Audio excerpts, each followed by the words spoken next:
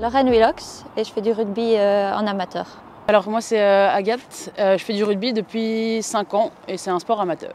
Moi c'est Anna Van Bellingen, je suis haltérophile professionnelle. J'ai participé aux Jeux Olympiques et je suis championne d'Europe de l'arraché en 2019.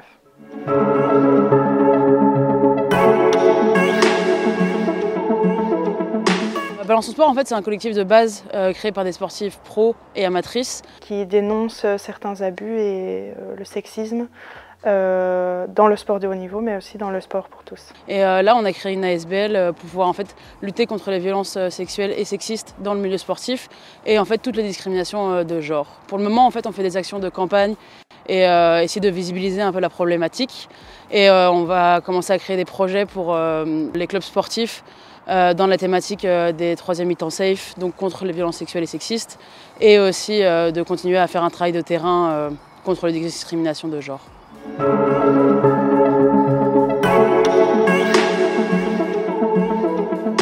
Il y a longtemps, un coach, au lieu de nous dire de se mettre à quatre pattes pour un exercice, il nous disait aller en position levrette.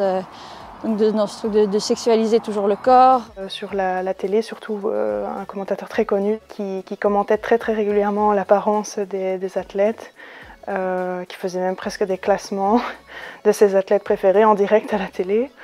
Faire face à un arbitre qui est assez débutant dans l'arbitrage et qui a envie de venir arbitrer notre rencontre, sauf qu'on est en D1 un peu dans le meilleur niveau du rugby belge et je dis ça va, c'est des filles, je peux arbitrer et en fait après quelques minutes il se rend compte qu'il patauge complètement parce que ça va être très rapide, parce qu'il y a beaucoup d'impact et il ne s'attendait pas à ça. Typiquement les shorts sont faits pour un homme et du coup quand nous en tant que femmes on joue avec c'est parfois dérangeant. Ou même tous les stéréotypes qu'on peut avoir quand on parle de notre famille ou de nos connaissances, quand je dis que je fais du rugby, ah bah elles sont toutes lesbiennes dans ton équipe, ah vous êtes des brutes, des camionneuses, enfin, voilà, c'est tous des stéréotypes de genre qui sont associés comme ça. Par exemple un coach qui dit à son athlète qui avait pris un peu de poids, qui était monté d'une catégorie mais accidentellement, et il lui dit ah mais tu voudrais pas redescendre, t'étais plus sexy dans la catégorie d'en dessous. Quand on joue avec des joueurs, ils nous font pas la passe spécialement parce qu'on est des filles.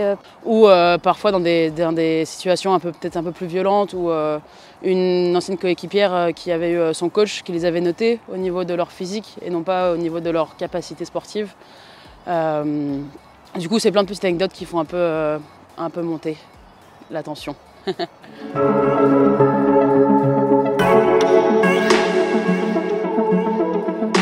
Le plan droit des femmes, il est fort axé sur la promotion de la féminisation des sports. Et en fait, c'est très bien pour pouvoir, nous, avoir une image de sportive, de réussir à avoir peut-être plus d'espace en tant que sportive. Il est très bien dans le côté promotion du sport féminin. Mais en fait, il ne faut pas aussi oublier que l'égalité, ça ne fait pas l'équité. Et en fait, le sport, c'est quand même encore un bastion du sexisme. Ça permet des avancées aussi, comme dans le rugby, là typiquement, il y a très peu de temps, il y a eu les premières joueuses du rugby à 7 qui ont enfin décroché un contrat semi-pro, donc ça avance petit à petit et c'est des choses qui sont super encourageantes. Et il faut réussir à travailler sur toutes ces discriminations et sur les violences sexuelles et sexistes pour réussir à faire bouger les choses. Mais par contre, je crois qu'il y a un gros travail de fond encore à faire, qui n'est pas encore présent dans le décret, mais qui est très important. Concrètement, sur le terrain, il faut combattre le sexisme. Et c'est comme si en fait, le décret oubliait un peu la partie violence sexuelle et sexiste au niveau du sport en tout cas. Et ça, il y a un gros travail encore à faire.